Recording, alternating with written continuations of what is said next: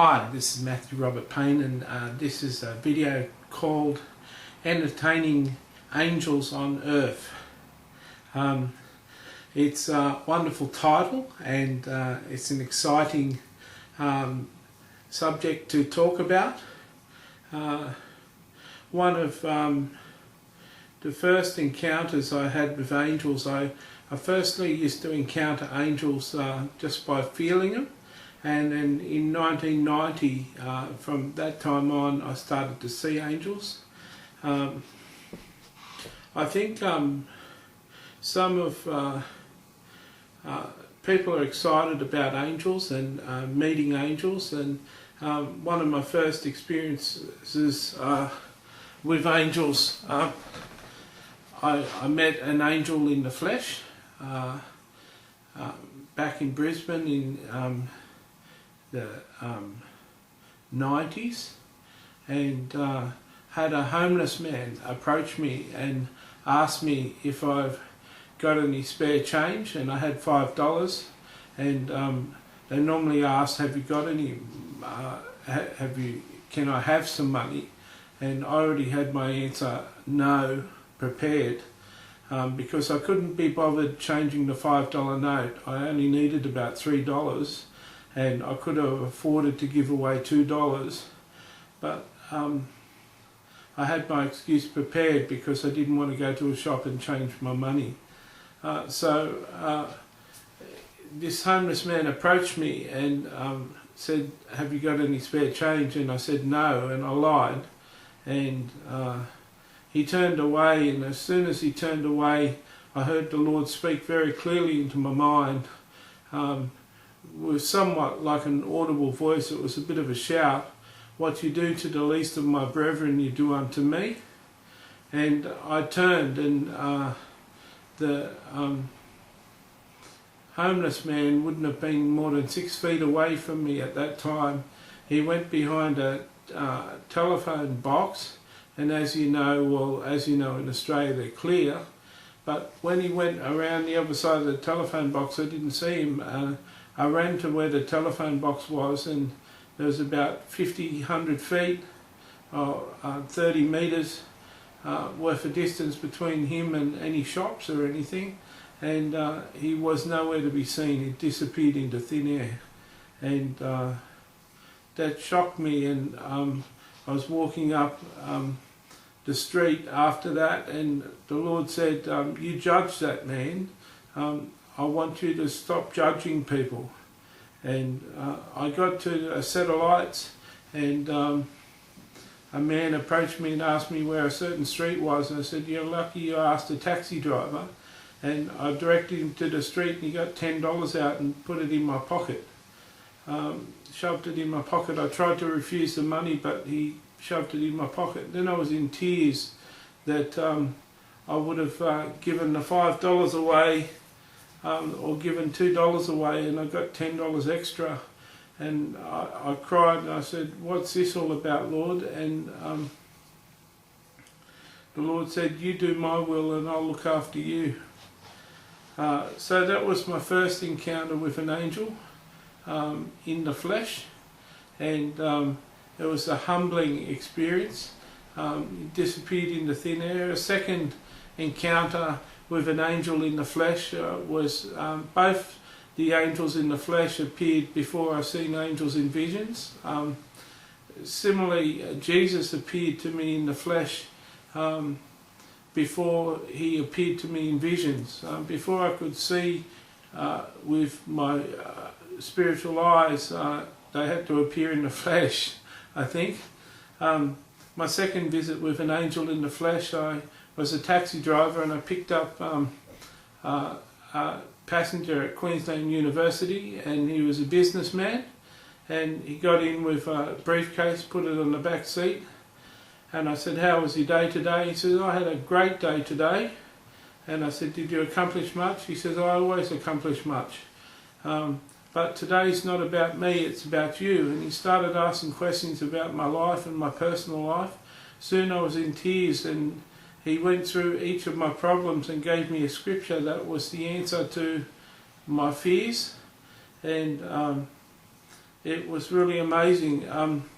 At the end of the trip, he got out a cab charge docket, which is like a checkbook for taxis, and filled out a docket and gave it to me, and I said goodbye to him, shook his hand, and I drove off. And as I was driving off, I said, no, that can't be, that has to be an angel.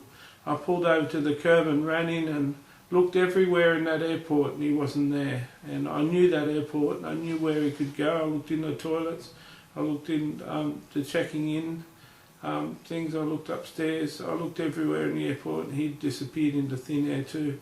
He wouldn't have even had enough time to get into a toilet stall by the time I got back there from parking the car. I looked under all the stalls in the toilet.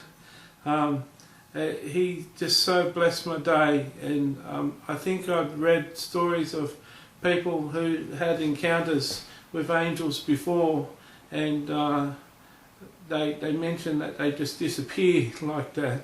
I had I know a person in India who was running late for a meeting, an apostle in India, and running late for a meeting, and he had been waiting 3 hours for a bus, and the bus didn't turn up, and he prayed to the Lord, and he says, I've really got to get there, and a chauffeur-driven Bentley, a chauffeur-driven limousine sort of car pulled up and said, do you need to go somewhere? And he said, to such and such church, and he said, I know where that is.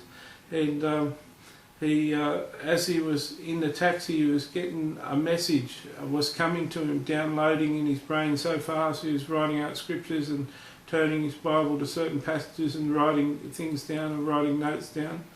And when he got there, he said, what do I owe you? And he says, no, trip's on me.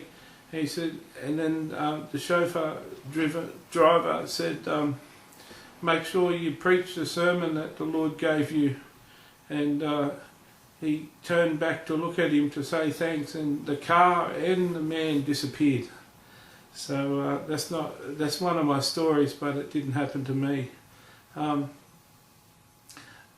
suppose if we're going to talk about angels visiting, I suppose it's a good thing to share my experience with the Lord Jesus when I met him in the flesh.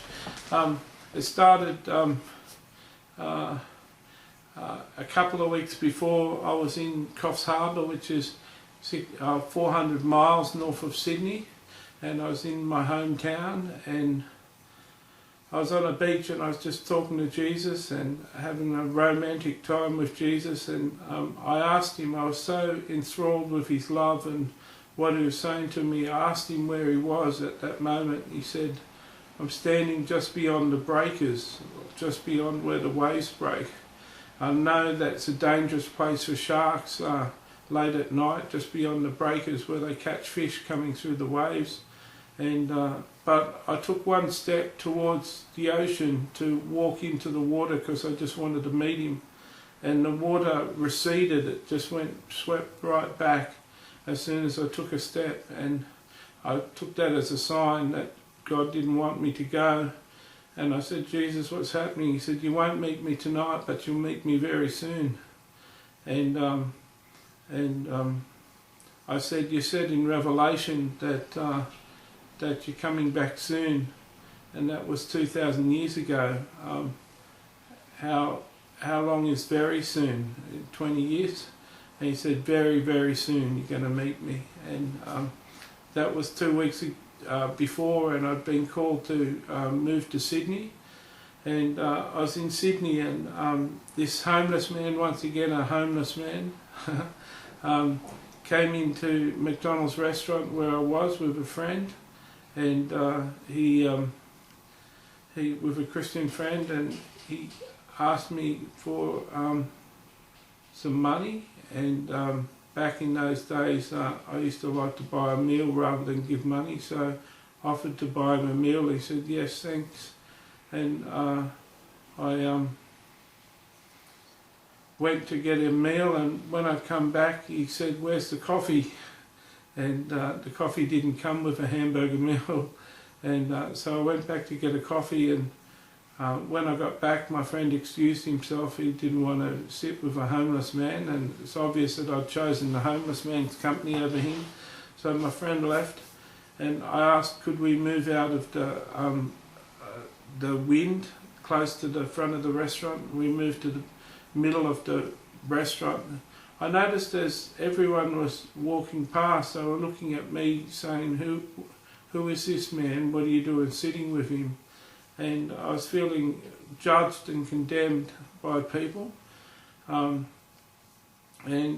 had a certain energy about him. Anyway, he wasn't talking very clearly. And then I said, I've got to go to the toilet. I went down to the toilet, and I said to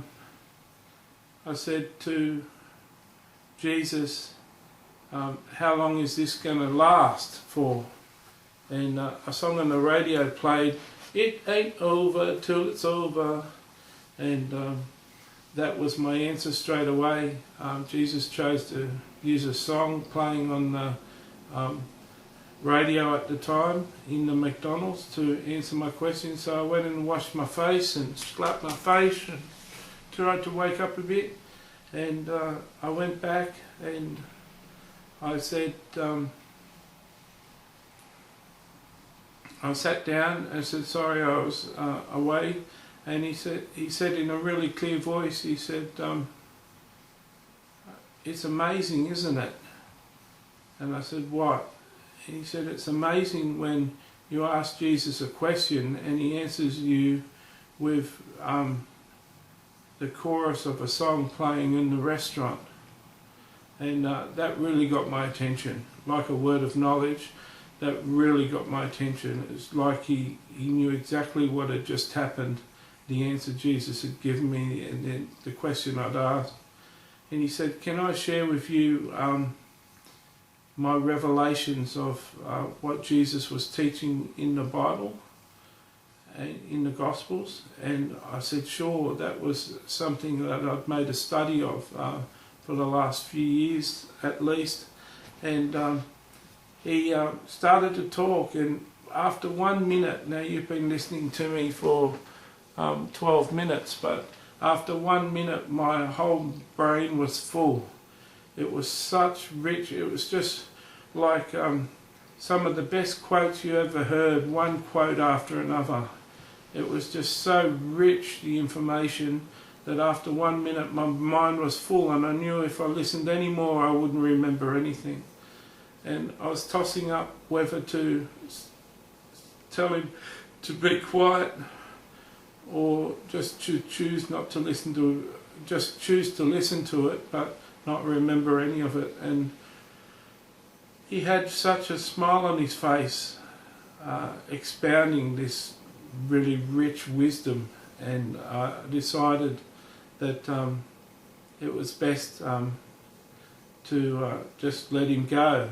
And he went on for 10 minutes, minute after minute, 10 minutes worth. And he told me later on that if I had the 10 minutes transcribed, which is about 4 pages, it would have taken me 10 years to get to the bottom of the truth that is found in those 4 pages.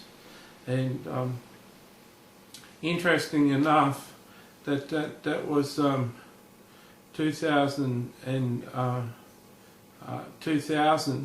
and in 2011 I published a book called The Parables of Jesus Made Simple, and it took me about 11 years to get some meaning of the parables out, so it's amazing. Anyway, he left me, and he did a couple of miracles in the restaurant, one including going around asking people for money. And I didn't know how significant that was till years later, to find that someone coming in McDonald's late at night at that time dressed as a homeless person would be lucky to get $4 or $5, but when he went around and asked people, he got $30. So that was one of the miracles. Another miracle was I told some people that I think it's Jesus in the flesh, and they gave him $15 in change. They were so convinced that it was Jesus. yeah, so it's amazing. At the end of it, I said goodbye. I was going to go off with him. I looked over to see if my bus was arriving, and I looked back and he was gone, and he couldn't have gone more than 2 feet in the time I looked, and I looked back and he was nowhere within 50 feet of me. He'd disappeared into thin air. 3 occasions I've had 2 angels and Jesus disappear into thin air with me. So that's an experience. I've had angels come and comfort me and spend time with me. I've had angels look after me supernaturally. I was in the same McDonald's once, and I was feeding a homeless man, and I do a lot of feeding homeless people, and I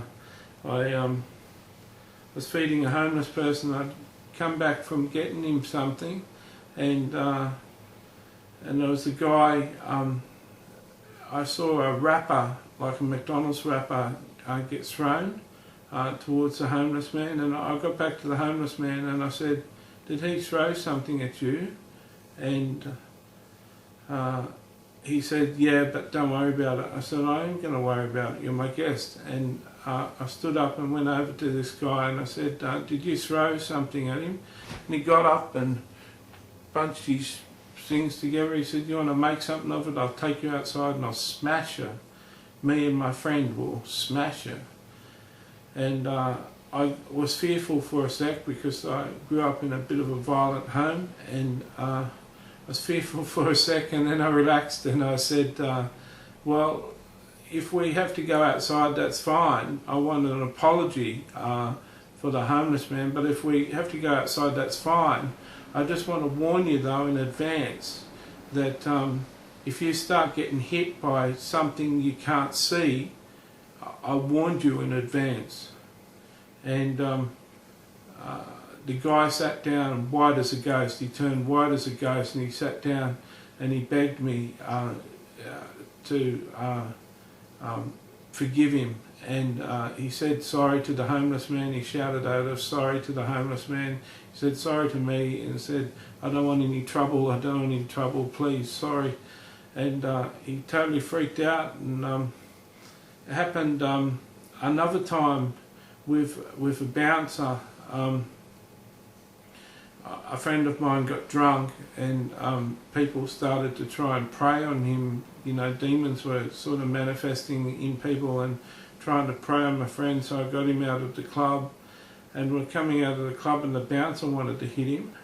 And the bouncer was about 6'3", and you know, wider than the camera wide, like 5 foot wide, and about 6'3", and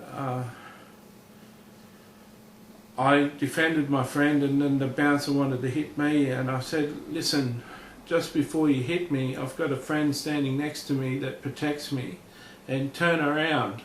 And he turned around. I said, "See that light pole over there up in the sky?" He said, "Yeah." And I said, "If you hit me, when my friend hits you, that's where you're going to land." And he went white as a ghost too and begged me to go away, and he didn't have a problem. And both those situations, angels had protected me, but I didn't know why, and sometimes it takes me years to ask questions. I asked the Lord, why did these 2 guys go white as ghosts? And he said, on the first occasion when you said you've got friends that if something starts hitting you that you can't see, then don't worry, I've warned you. When you said that, 2 angels manifested in the flesh next to you that you couldn't see, and they were flexing their muscles, like punching their fists, saying, "Come on, come outside." And the guys don't look directly at the angels, they look at you, but they really get panicked about these angels because they're 6'7" and they're about 5 foot wide themselves, and got totally rippled chest and arms that are that wide. And and the second bouncer also saw an angel about that 6'7", rippled chest and arms about that wide, doing the fist at him too, saying, yes, that's exactly what he says, I'm going to smash you. And so Jesus told me that's what they actually see, an angel manifesting in the flesh. I had another time, I had a sort of spiritual hunt done on me. I was with a girl that was, I thought was a Christian, and I thought was on the level, and then when I decided that she wasn't, people started to look at me really angrily as I was walking through the mall, like they wanted to hit me but they couldn't. And I made excuses, and rather than drive back with her, I caught a train and a bus, and I caught 2 buses, and I got off a bus stop, and I was walking up the road, and a car came up to me and stopped, and the driver looked at me, glared really angrily at me, and then drove off. And I was really panicked because I thought he was going to get out and get me. And Jesus said, stay here, and I stayed for about 2 minutes. Then the car came back and he slowed down again and looked at me and then drove off again. And I said, what do I do? And Jesus said, stay here. And he came back a 3rd time, looked at me, glared at me, and then drove off again. And Jesus said, it's safe to go home now. So I went home, and I was wondering what that was, and he was a person that was capable of killing me and wanted to kill me, but he seen a couple of angels standing either side of me that were bigger than him and tougher than him, and he wouldn't admit it to me. He's just looking at me, not looking at them, but he knew that he couldn't do what he was sent to do. So he knew exactly that I was getting off a bus and walking up the street, and he was there to meet me, to take me out. I had another occasion where I had another spiritual hunt getting done on me, where people on the dark side send a message out into the witchcraft sort of areas, witchcraft telepathy sort of between demons. And everyone in the local area that's evil starts looking for you. And I had one of these hunts on, and had a friend that was whimpering and crying when I told him that there was a hunt on, and we had to not catch the first train but catch the second train, because the woman that had brought the hunt on was going to be on the first train. So we're waiting in this street, and this girl came out on a balcony as I was explaining to him, and he was whimpering, and she came out to the balcony and took her top off, and of course that's attractive to 4 young guys, but that told me that they knew exactly where I was. She was like in a trance, and so I was wondering what to do, and my friend was whimpering. I threatened to hit him and knock him out. Not that I've ever knocked anyone out, but I felt that that was a better option than us all 4 getting killed, and so that wouldn't shut him up. So I had a friend there that had seen angels before, and I said, Lord, open his eyes, and he saw angels all up and down the street. And I said, so it's safe to walk out of here? And he said, yeah, and the angels will protect you and hide you.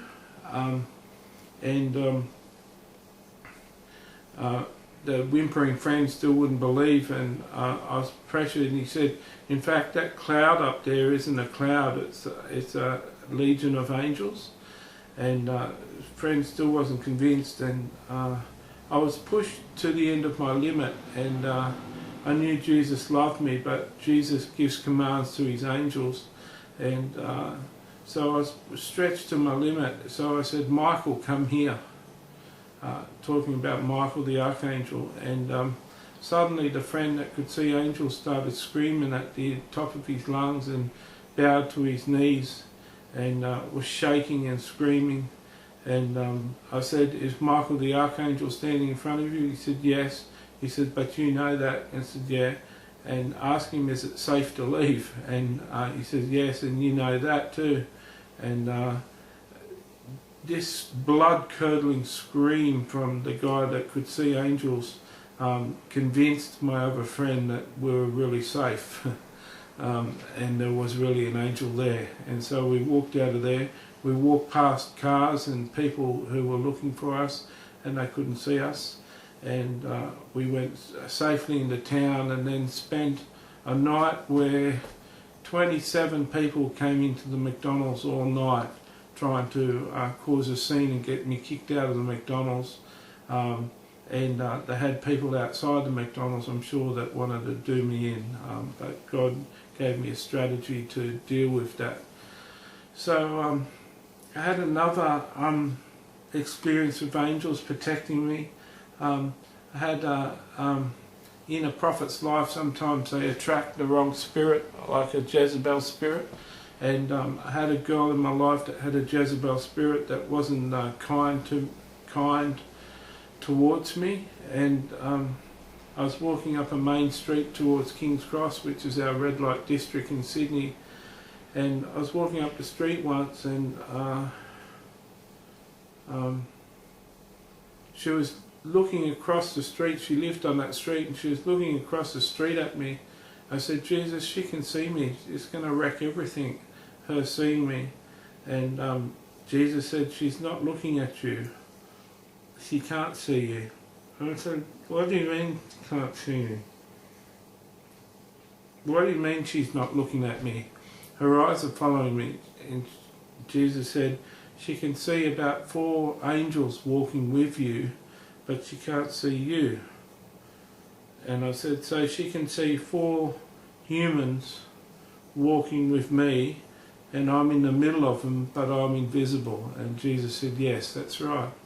And then I finally worked out how Jesus used to slip out among the crowds when he used to disappear. Angels used to just come in, appear as humans, and Jesus would disappear and walk out. And so it was funny. I had a funny thing on the same street one time.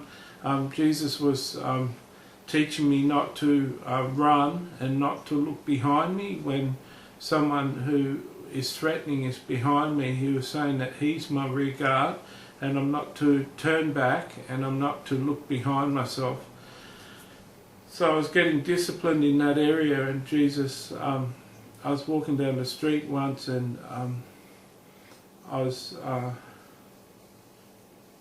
coming down this street, and there was just this almighty crash behind me, about 6 feet behind me, and it sounded like the awnings of a aluminum, I think you call it in America, aluminum cladding had come off and smashed on the ground behind me. And I wanted to have a look at what had happened, but Jesus had so trained me not to. And so I just asked him what was going on there, and he said, "Just some angels testing you." So some angels tested me. So they were all encounters that I had with angels before I could actually see them in visions. I could just imagine them there. Since I've been able to see angels, I've been fortunate to have met Michael on a few occasions, and on a number of occasions, and I've met Gabriel a couple of times.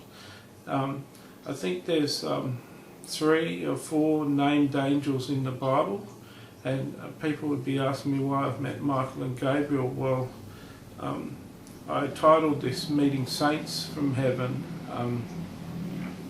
but I think I'll have to change the title because I haven't got on to saints at the moment. But I've met some pretty important saints from the Old Testament and the New Testament, and so it's quite okay to meet God's most powerful angels and his archangels. It's I asked him once why I'm meeting all these special people and why I'm meeting all these angels, and he said to build my faith, to build faith in me. So,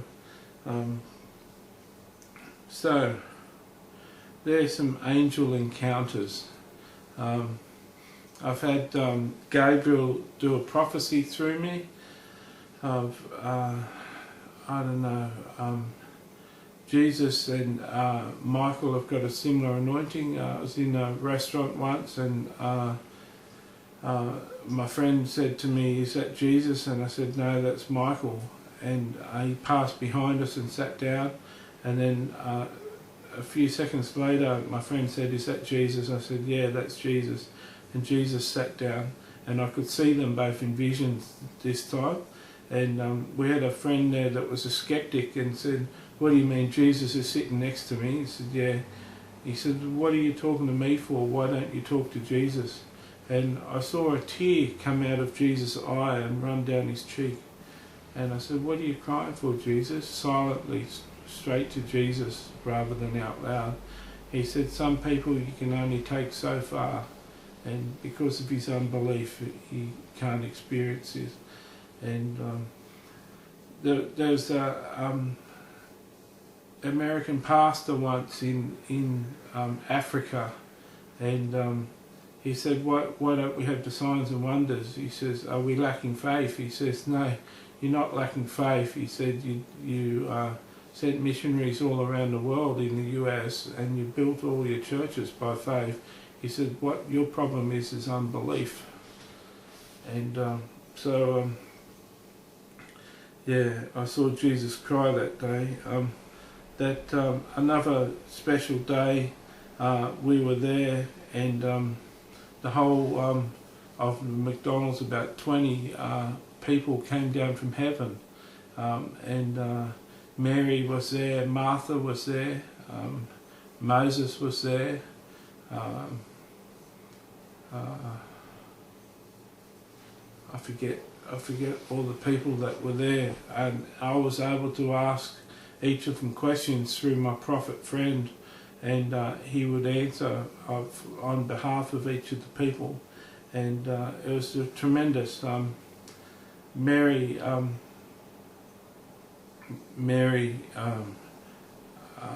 Martha, Mary's sister, said that she really loved me, and I said, "I never met you before," and she said, "Yeah, but many men lust after my sister Mary, and you don't lust after her, and I love you for that." And that was tremendous. It showed me that our thoughts on earth are heard in heaven, and so that's a powerful check that Martha would hear Mary's voice. One time I was with Jesus, and I'd seen Jesus many times in visions, and one time I was with Jesus and I said to Jesus, "Next time can you bring someone with you?" And he said, "Who would you like me to bring?" And I said to him, "I'll just surprise me, because I like surprises." And the next time he came, he said, "Can you see her?" And I said, "Yeah." And I started to cry, and he said, "What are you crying for?" I said, "You've brought your friend Mary Magdalene." And he said, "Yeah." He said, "You happy?" And I was too happy, because I'd had a past in sexual abuse, and I had a past with an addiction to prostitutes, and it's rumoured that Mary Magdalene was a prostitute, and but she was also one of Jesus' best friends. She used to go and pray with him early in the morning, and she used to talk to him, and she used to understand him, and they had a special relationship. They didn't get married, but they had a special relationship, and it blessed me so much that one of his good friends would come down and meet me. And yeah, I went through a season where I met her with him many times, and then she used to start coming on her own to say hello to me. And one day I was in the middle of a depression. I was walking down to my service station in the middle of the night, which is it now, and I was walking down to get some milk to make some coffee, and Mary and Martha turned up, and they said, "Stop here," and I was really depressed. I was in a really bad state, and they said, "Stop here." I stopped, and then they started to do hopscotch in front of me, and I could see the squares on the concrete. I could see the chalk squares on the concrete, and they both would hop through the hopscotch and then come back and hop through it again. And it was just beautiful to see two beautiful Jewish women, young girls, doing hopscotch in front of me. It had me crack up with laughter. I was just laughing and so full of joy, and it just gave me a beautiful burst of joy. I posted this video in response to last night. Some people wanted to know about some of my experiences. Last night, for the last week, I've been in, I was in a depression, and last night I felt the desire to stay up, and halfway through the night, Abraham, Moses, Elijah, Mary Magdalene, Mary Jesus' mother, and a famous singer that's just left the earth recently, all turned up in my house. And I'll say the singer, but I'll probably get flack for it. But the singer was Michael Jackson, and many people will have him not in the kingdom of God, but he loved Jesus, and so he turned up too. And it's funny, Elijah can turn up into your house, or Abraham can turn up to your house, but you can't have a famous rock star, you know, turn up at your house. And I've met Elijah coming on, well, quite a number of times, and he's been tremendous to talk with. He's, I believe, him and Enoch are the two witnesses of Revelation chapter 11. So it's interesting that they're coming to earth and visiting earth and seeing the things that are going on earth. It says in Hebrews 12 that after the faith chapter in Hebrews chapter 11, it mentions all the saints of the faith. Then in Hebrews 12 it says, "Since we're surrounded by such a great cloud of witnesses," and witnesses witness something. So there's certain saints in heaven that are looking down on the affairs of earth, and Elijah's one of them, Mary Magdalene's one of them, Moses is one of them, Abraham's one of them, and they're all part of this great cloud of witnesses that sometimes come to earth. And I think that I'm fairly unique in the situation that I have people come to earth to visit me, but last night I just broke my depression. It just, the peace of God that filled the house just filled me with peace, and it just broke my depression. And ever since last night I haven't been depressed, which is a good thing, and I'm going on to a second night now, and I'm really impressed. I've met many saints. The one I've met the most is Mary, and she's tremendous. She's got hair down past her backside, and apparently that's how Jewish women like to keep their hair sometimes. And I haven't met many Jewish women in my life, so I'm not sure, but over in Israel apparently that's how they keep it.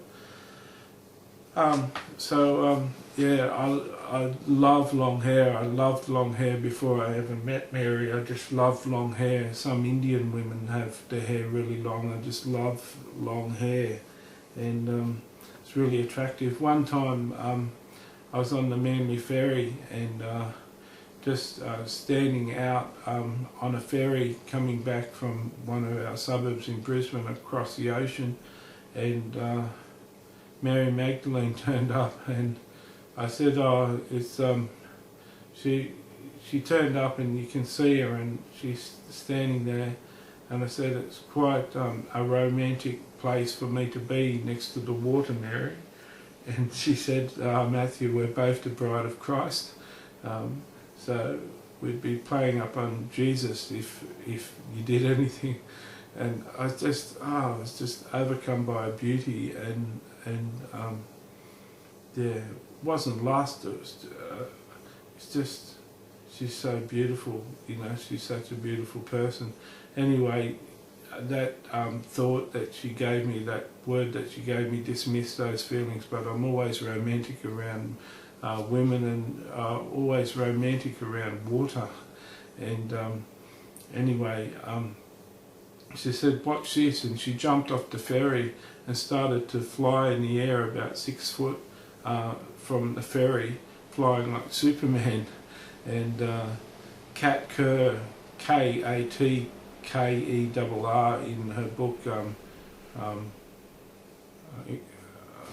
in her book, Revealing Heaven, says that you learn to fly in heaven, and you can have flight training and learn to fly in heaven. So she knew how to fly.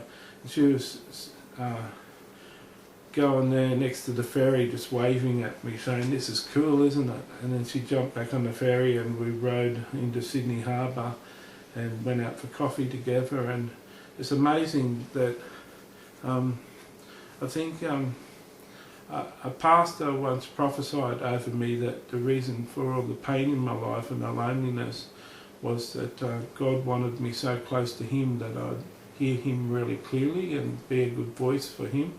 And I experience quite a bit of loneliness, and I find when my friends from heaven come around that I'm not lonely anymore, and that's good. Some little children have imaginary friends. Well, you can call these imaginary friends, but imaginary friends don't bring a peace and a comfort, and they don't bring you out of your depression, you know.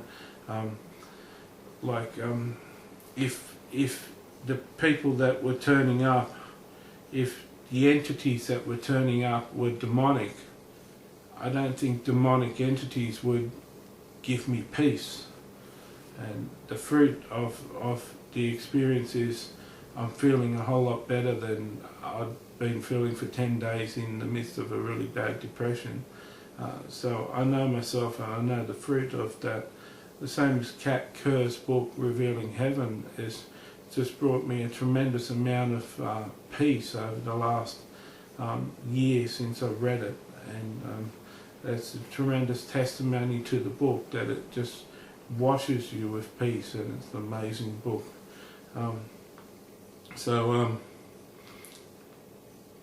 What else? Had Elijah fly off in the chariot once in front of me, and I saw him do that just like Elisha saw him do it. I've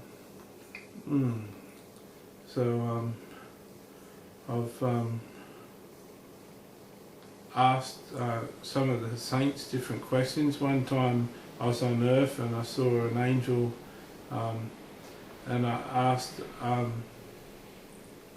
asked Peter in heaven, why couldn't I see him? And he said, you've got Jesus, why do you want me? And so I thought that was an interesting. I don't request saints to come to earth. I don't request angels to come to earth. I don't request, well, sometimes I do request Jesus to come to earth, and He does come to earth to visit me. I'd like you to understand that when you have friends, you ring the friend up and invite them over for coffee at your house, invite them over for a meal. Jesus says that in John 14 or John 15, He says, if you obey my commandments, me and my Father will come and have dinner with you. We'll come and make a home with you. And I think when you've got a good relationship with a good friend, you should be able to invite them round to your place for dinner. And so, taking that further, it says, if you obey my commands, you will see me. In John 14:21, if you know my commands and you obey my commands, well then you will see me. And it says, blessed are the pure in heart, for they shall see God. And so it's possible for a Christian to see Jesus. It's possible for a Christian to see Jesus in visions. And it's possible for Jesus to come to your house and sup with you and have dinner with you. And so these things are biblical. Having saints visit, well, let's just talk about Jesus for a sec. Jesus is my friend. And when I'm sad and I want him to turn up, he'll turn up. When I sit on the couch and I look across and I'm talking about Jesus and he's sitting on my couch, it's amazing. I wish used with spiritual eyes I could turn the camera on my couch and you could see that he's sitting there, but I don't need to. I've been mocked for that before and I won't do it again. Yeah. See, a lot of people search for intimacy with God and intimacy with Jesus, and it's simply time spent. It's time spent with them that builds the intimacy. It's the time that you spend with Jesus, either reading the Word, praising Him, or talking to Him in prayer. And the more time you spend with a person, the more you get to know him. The more questions you ask a person, the more you get to know him. I can't understand how many Christians can live a life and they don't ask Jesus questions. That's how you learn things about people. You ask them questions. You want to talk to Jesus? Ask him what his favourite food is. Ask him what he wants you to have for dinner. Ask him where you should go tonight. Ask him what you should say to that person over there that's crying. Ask him questions. That's how you get to know him. Anyway, having saints visit earth, that all happened because I asked Jesus, could he bring someone to visit me? And I got used to people visiting me, and then they started coming on their own. They all come with an assignment, with something to say, and I'm blessed. But I don't worship angels, I don't worship the saints, I don't pray to the saints. I speak to them, I converse with them, but I don't pray to them. I take my prayers to Jesus and I worship Jesus. And so I hope that this has blessed you if you've come to the end of it. I hope you post a comment on my Facebook, and if you've come to the end of the video, I hope that you comment on the video and share it with your friends on Facebook. God bless.